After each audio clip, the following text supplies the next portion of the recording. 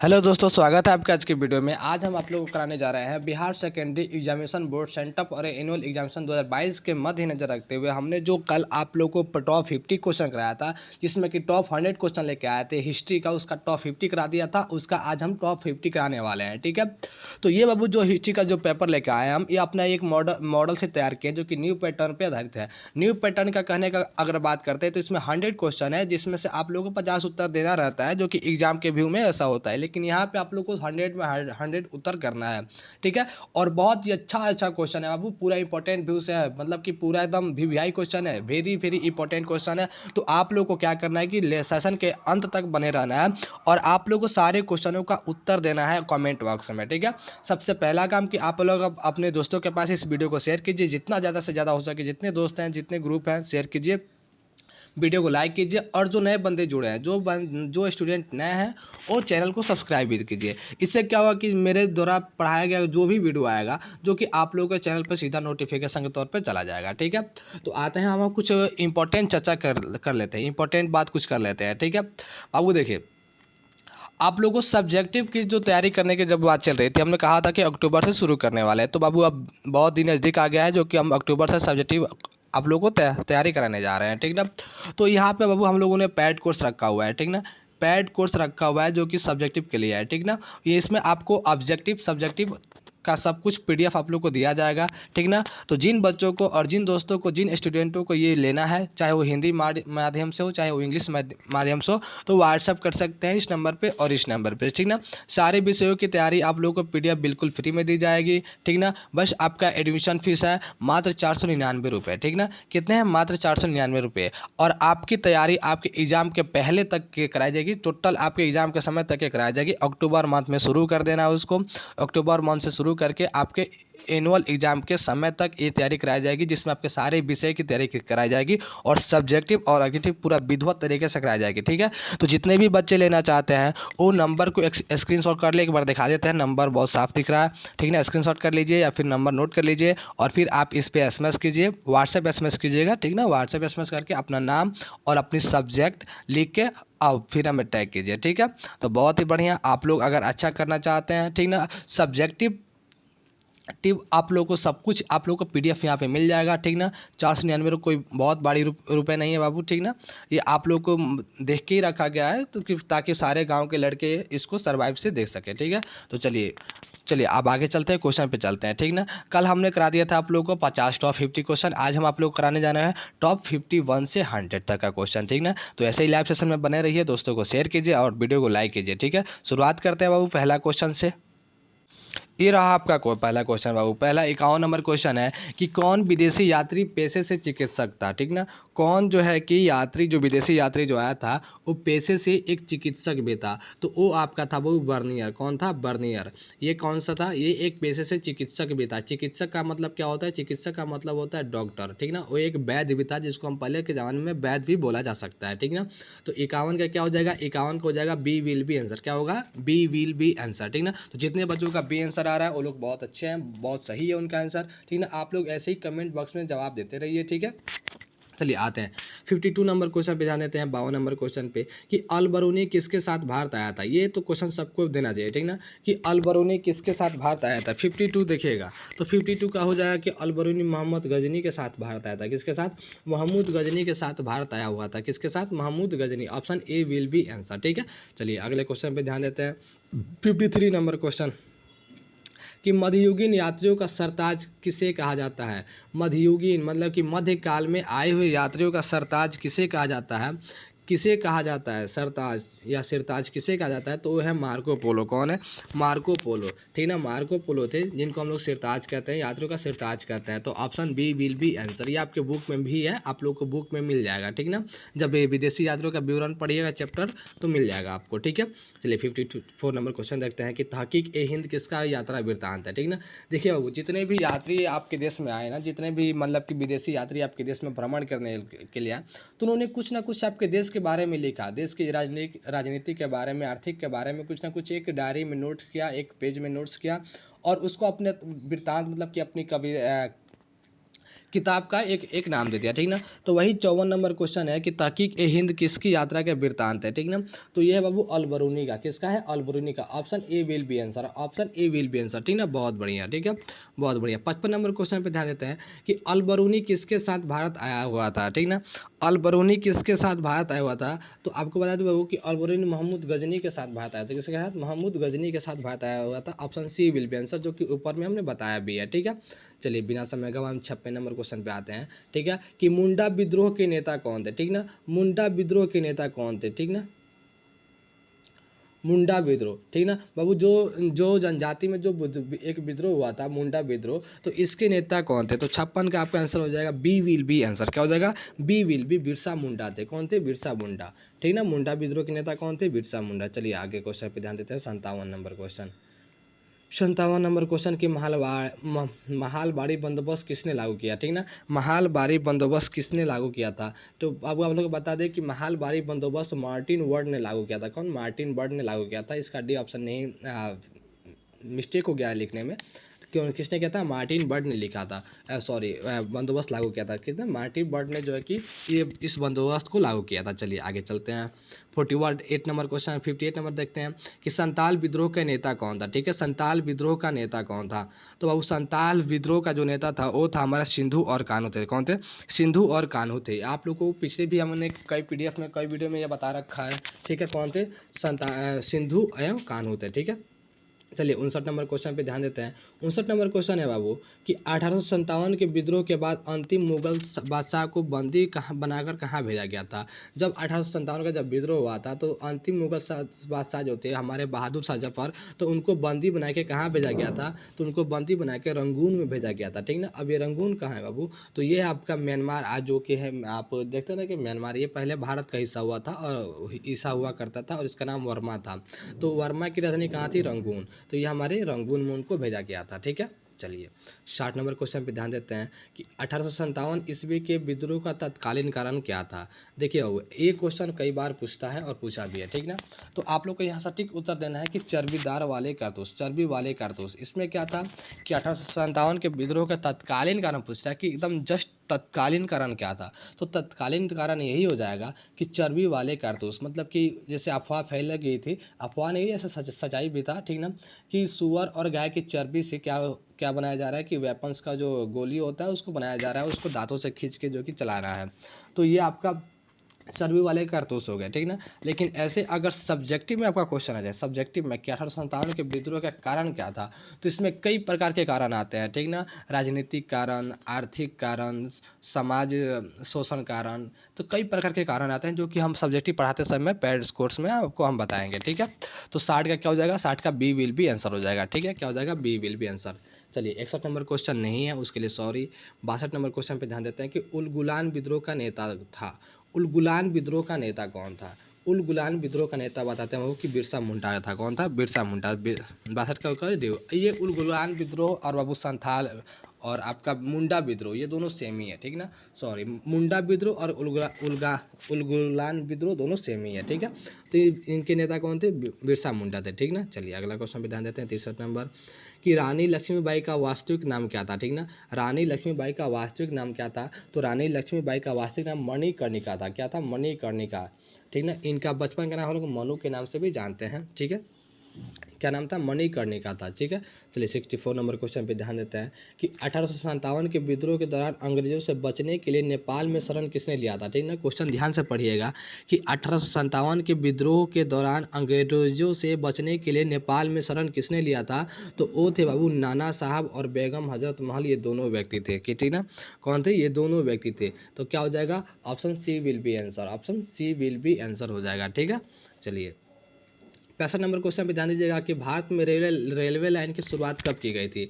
भारत में railway line की शुरुआत कब की गई थी, तो बाबू हम आप लोग को बता दें कि इसकी शुरुआत 1853 में की गई थी। कब, 1853 ईस्वी में की गई थी भारत में। अगर नीचे ऑप्शन होगा तो मारिएगा 65 में देखिए 1853 कहाँ है, तो बी विल बी आंसर। क्या हो जाएगा, बी विल बी इसका आंसर हो जाएगा, ठीक ना। बी विल बी आंसर 65 का, चलिए सही है, ठीक है। 66 नंबर क्वेश्चन देखते हैं, 66 नंबर कि भारत का पहला वायसराय किसे बनाया गया, ठीक ना। किसे बनाया गया था? भारत का पहला वायसराय किसे बनाया गया था? तो वो था बाबू लॉर्ड कैनिंग। कौन था? Lord Canning. 66 का क्या हो जाएगा? B will be answer, Lord Canning हो जाएगा। क्या हो जाएगा? Lord Canning. बहुत ही बढ़िया, आप लोग का भी जवाब बहुत अच्छा से आ रहा है। ठीक है, चलिए 67 नंबर क्वेश्चन पे देखते हैं कि महारानी विक्टोरिया ने अपना घोषणा पत्र कब जारी किया था? महारानी विक्टोरिया ने अपना घोषणा पत्र कब जारी किया था? तो बाबू महारानी विक्टोरिया ने अपना घोषणा पत्र 1858 में जो है कि घोषित किया था, क्योंकि 1857 ईस्वी में हमारा 1857 का क्रांति हुआ था, और क्रांति के बाद कंपनी का जो कि सारा जो अस्तित्व था वो चरमरा गया था। तो सारा शासन अब विक्टोरिया अपने हाथों में ले ली, ठीक ना। और यहाँ से उन्होंने 1858 में अपना घोषणा पत्र दिया, ठीक ना। तो क्या हो जाएगा? Option B will be answer 67 का। चलिए 68 नंबर क्वेश्चन पे ध्यान देते हैं कि बहादुर शाह के पुत्रों की हत्या किसने करवाई थी? क्वेश्चन नंबर 68 देखिएगा, ठीक है, कि बहादुर शाह के पुत्रों की हत्या किसने करवाई थी? तो हो जाएगा हडसन ने। क्या हो जाएगा? हडसन ने। क्या हो जाएगा? हडसन ने। Option A will be answer, ठीक है। अगला क्वेश्चन देखते हैं 69 नंबर कि चौल इमारतें किस नगर की प्रमुख विशेषता थी? ठीक ना, चौल इमारतें किस नगर की प्रमुख विशेषता थी? तो वो थी बाबू बम्बई की। यहाँ की थी? बम्बई की प्रमुख विशेषता थी, ठीक है। 70 नंबर क्वेश्चन पे ध्यान देते हैं कि पुर्तगालियों ने गोवा पर कब अधिकार किया? ठीक ना, पुर्तगालियों ने गोवा पर कब अधिकार किया था? तो सबको पता होना चाहिए कि पुर्तगालियों ने गोवा पर 1510 ईस्वी में अधिकार किया था। एक बात बता देते हैं बाबू आप लोग को, डिफिनीशन आप लोग को थोड़ा जानकारी लेने में सहूलियत होगी कि पुर्तगाली भारत में आए थे 1498 ईस्वी में, ठीक ना। दोबारा अगर पूछता है कि दोबारा वास्को डी गामा भारत कब आया था? तो 1502 ईस्वी में दोबारा आया था, ठीक ना। ये क्वेश्चन पूछता है बाबू बिहार बोर्ड में कि वास्को डी गामा भारत दोबारा कब आया था? तो पहली बार 1498 में आया था, दूसरी बार 1502 ईस्वी में आया था। और फिर क्वेश्चन ये जो पूछा है कि पुर्तगालियों ने गोवा पर कब आक्रमण अधिकार किया था? तो 1510 ईस्वी में। फिर एक क्वेश्चन पूछता है कि पुर्तगालियों ने गोवा को कब आज़ाद किया था? तो 1961 ईस्वी में। कब आज़ाद किया था? 1961 ईस्वी में, ठीक है। चलिए अगला क्वेश्चन पर ध्यान देते हैं। भारत में पहली जनगणना कब हुई थी? भारत में पहली जनगणना कब हुई थी? तो भारत में पहली जनगणना 1872 ईस्वी में हुई थी। कब हुई थी? 1872 ईस्वी में। कब हुई थी? 1872 ईस्वी में, ठीक है। चलिए 72 नंबर क्वेश्चन पे ध्यान दीजिएगा कि ब्रह्म समाज के संस्थापक कौन थे? ठीक है, 72 नंबर क्वेश्चन है कि ब्रह्म समाज जी के संस्थापक कौन थे? तो वो ब्रह्म समाज के संस्थापक राम मोहन राय थे, ठीक है। कौन थे? राम मोहन राय थे। Option A will be answer, ठीक है। चलिए यहाँ पे देखिएगा कि आर्य समाज की स्थापना किसने की थी? ठीक ना, आर्य समाज की स्थापना किसने की थी? तो आर्य समाज की स्थापना बाबू दयानंद सरस्वती ने किए थे। कौन किए थे? दयानंद सरस्वती ने किया था आर्य समाज की स्थापना। और ये कब किए थे? तो 1875 ईस्वी में किए थे। कब किए थे? 1875 ईस्वी में किए थे, ठीक ना। चलिए अगला क्वेश्चन बता देते हैं कि रामकृष्ण मिशन के संस्थापक कौन थे? ठीक ना, रामकृष्ण मिशन के संस्थापक कौन थे? 74 नंबर क्वेश्चन है, ठीक ना। तो 74 का आपका आंसर हो जाएगा B will be answer, Vivekananda ji. Ramakrishna mission के संस्थापक कौन थे? तो विवेकानंद जी थे, ठीक है। चलिए 75 नंबर क्वेश्चन देखिएगा कि वेदों की ओर चलो किसका नारा था? ठीक ना, वेदों की ओर चलो किसका नारा था? ठीक ना, तो वेदों की ओर चलो बाबू ये दयाराम सरस्वती का नारा था। किसका था? दयाराम सरस्वती का, जो कि आपके ऑप्शन में नहीं है, तो आप इसको नेगलेक्ट कर दीजिएगा, ठीक ना। आपके ऑप्शन में नहीं है, ठीक ना। तो वेदों की ओर चलो या फिर वेदों की ओर लौटो, ये किसका नारा था? ये था आपका दयाराम सरस्वती का, ठीक ना। याद रख लीजिएगा दयाराम सरस्वती का था, इनमें से किन्हीं का नहीं है, ठीक ना। तो हमने सारे ऑप्शन को गलत काट दिया कि वो गलत है, ठीक है। चलिए अगला क्वेश्चन देखते हैं कि थियोसोफिकल सोसाइटी का भारत में मुख्यालय कहाँ है? ठीक ना, थियोसोफिकल सोसाइटी का भारत में मुख्यालय कहाँ है? तो आपको यहाँ इंटरेस्टिंग बाबू बात ये लगेगी कि इस सोसाइटी का जो मुख्यालय है वो भारत में बदलती रहती है, माने बदली गई थी। सबसे पहले हम बता दें आप लोग को कि 1879 में, ठीक ना, 1879 में, ठीक ना 1879 में इसका मुख्यालय मुंबई में था। कहाँ था? मुंबई में था। लेकिन 1882 में 1882 ईस्वी में 1882 ईस्वी में इसका मुख्यालय अंडयार में कर दिया गया। कहाँ पे? अंडयार में कर दिया गया, ठीक ना। अंडयार में कर दिया, जो कि चेन्नई में है, ठीक ना। तो क्या हो जाएगा हमारा? Option D will be answer. यहाँ पे यार कर देते हैं, अंडयार, जो कि कहाँ पे है? चेन्नई में है, ठीक है, चेन्नई में है। और ये कब हुआ था? 1882 ईस्वी में हुआ था, ठीक है। कब हुआ था? 1882 ईस्वी में हुआ था। नया क्वेश्चन है, वो याद रख लीजिएगा।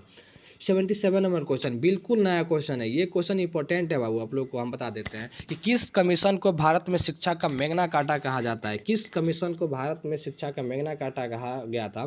तो वह है वुड डिस्पैच। क्या है? वुड डिस्पैच को कहा गया था मैग्ना कार्टा, ठीक है। 77 का क्या हो जाएगा? B will be answer. क्या हो जाएगा? B will be answer. ठीक है। भारत देखिएगा 78 नंबर क्वेश्चन कि भारत में पहला आधुनिक सूती कपड़ा मिल की स्थापना की गई थी। भारत में पहला आधुनिक सूती कपड़ा मिल की स्थापना की गई थी तो वो था बाबू कलकत्ता। कहाँ था? कलकत्ता। कलकत्ता। कलकत्ता में कब किया गया था बाबू? 1818 ईस्वी में पहले किया गया था। कब किया गया था? 1818 ईस्वी में पहला मिल यहाँ पे स्थापित किया गया था कलकत्ता में। सूती कपड़ा का पहला मिल स्थापित किया गया था कलकत्ता में, दूसरा मुंबई में। चलिए आते हैं, भारत में प्रेस के मुक्तिदाता किसे कहा जाता है? भारत में प्रेस का मुक्तिदाता किसे कहते हैं? प्रेस का क्या मतलब होता है? वो प्रेस का मतलब होता है कि ये जो मीडिया वगैरह है ना, इन्हीं को प्रेस कहा जाता है। कपड़ा सॉरी मतलब कि ये अखबार पेपर छापने वाले मीडिया वगैरह को प्रेस कहा जाता है, ठीक ना। तो भारत में प्रेस का मुक्तिदाता किसे कहा था? तो चार्ल्स मेडकॉफ को कहा था। किसे? चार्ल्स मेडकॉफ को कहा था। Option B will be answer. Aligarh आंदोलन के जनक कौन थे? ठीक ना। 80 नंबर क्वेश्चन है कि अलीगढ़ आंदोलन के जनक कौन थे? तो अलीगढ़ आंदोलन के जनक बाबू थे सर सैयद अहमद। कौन थे? सर सैयद अहमद। तो ऑप्शन क्या हो जाएगा? Option D will be answer, जो कि नीचे दिया हुआ है, ठीक ना, जो कि नीचे दिया हुआ है, ठीक ना। Option D will be answer. क्या हो जाएगा? Option D will be answer, ठीक है। 81 नंबर क्वेश्चन पे ध्यान देते हैं। 81 नंबर कि विधवा विवाह के प्रबल समर्थक थे। विधवा विवाह के प्रबल समर्थक थे, ठीक ना। विधवा विवाह के बाबू प्रबल समर्थक थे ईश्वर चंद्र विद्यासागर। कौन थे? Ishwar Chandra Vidyasagar. Option D will be answer. क्या हो जाएगा? Option D will be answer हो जाएगा। तो जितने भी बच्चों का option D will be answer आ रहा है उनका सही है, ठीक ना। आप एक काम कीजिए, अपने दोस्तों के पास शेयर कर दीजिए। जो नए लोग आए हैं, नए लोग जो जुड़े हुए हैं, चैनल को सब्सक्राइब जरूर कीजिए, ठीक है। आज मौसम बहुत ख़राब है भाई, पटना का मौसम आज ख़राब है। गर्मी ज़्यादा है, गर्मी 2-3 दिन से गर्मी बहुत ज़्यादा चल रही है पटना में। चलिए 82 नंबर क्वेश्चन पे ध्यान देते हैं, ठीक है। 82 नंबर क्वेश्चन है कि बम्बई में गणेश उत्सव एवं शिवाजी उत्सव की शुरुआत किसने की थी? ठीक ना। बम्बई में गणेश उत्सव और शिवाजी उत्सव की शुरुआत किसने की थी? तो 82 नंबर का क्वेश्चन हो जाएगा ए विल बी आंसर, बाल गंगाधर तिलक। किसने किया था? बाल गंगाधर तिलक ने किया था, ठीक है। चलिए अगला क्वेश्चन देखते हैं कि सत्यशोधक समाज की स्थापना किसने की थी? सत्यशोधक समाज की स्थापना किसने की थी? 83 नंबर क्वेश्चन है। तो सत्यशोधक समाज की स्थापना ज्योतिबा फूले ने किया था। किसने किया था? ज्योतिबा फूले ने किया था। किसने किया था? ज्योतिबा फूले ने किया था, ठीक है। चलिए 84 नंबर क्वेश्चन पे ध्यान देते हैं कि आनंद मठ पुस्तक की रचना किसने की थी? ठीक ना। आनंद मठ पुस्तक की रचना किसने की थी? 84 नंबर क्वेश्चन। तो आनंद मठ पुस्तक की रचना जो है कि 84 का आपका आंसर हो जाएगा बंकिम चंद्र चटर्जी। किसने किया था? बंकिम चंद्र चटर्जी ने किया था। Option C will be answer, ठीक है। तो जितने भी बच्चों का ऑप्शन सी आंसर आ रहा है उनका राइट है, ठीक ना, राइट है। आप लोग आंसर जो है कि कमेंट बॉक्स में देते रहिए, ऐसे ही बहुत बढ़िया, ठीक है। 84 का क्या हो जाएगा? C will be answer. 85 number question पे ध्यान देंगे कि रविंद्रनाथ टैगोर को किस रचना के लिए नोबेल पुरस्कार मिला था?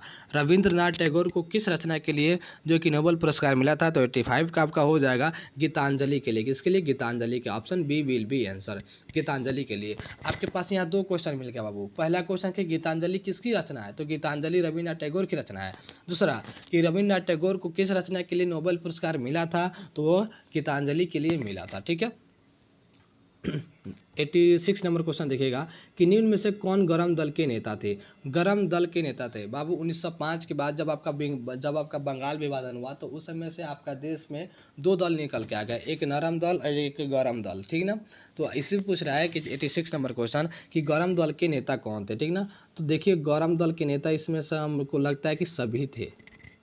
बाल गंगाधर तिलक, लाला लाजपत राय, बिपिन चंद्र पाल, ये सभी लोग थे, ठीक ना। तो 86 का क्या हो जाएगा? 86 का डी विल बी आंसर होता है, सभी लोग गरम दल के नेता थे, ठीक ना। इन लोगों का यह मतलब था कि बस मार करो और अंग्रेजों को भगाओ निकालो। और नरम दल वालों का नेता था कि जो कि धीरे धीरे धीरे धीरे हौले हौले जो है कि आज़ादी मिलेगी। अब हौले हौले आज़ादी मिली, बाद में 1942 में गांधी जी को भी कहना पड़ा कि डू और डाई, करो या मरो। जैसे रात मुंबई के पास ये था, लेकिन मुंबई तो कुछ नहीं कर पाया। चलिए 87 नंबर क्वेश्चन देखते हैं कि होम रूल लीग की स्थापना किसने की? होम रूल लीग की स्थापना किसने की थी, ठीक ना। 87 नंबर क्वेश्चन, ठीक ना। 87 नंबर होम रूल लीग की स्थापना किसने की थी?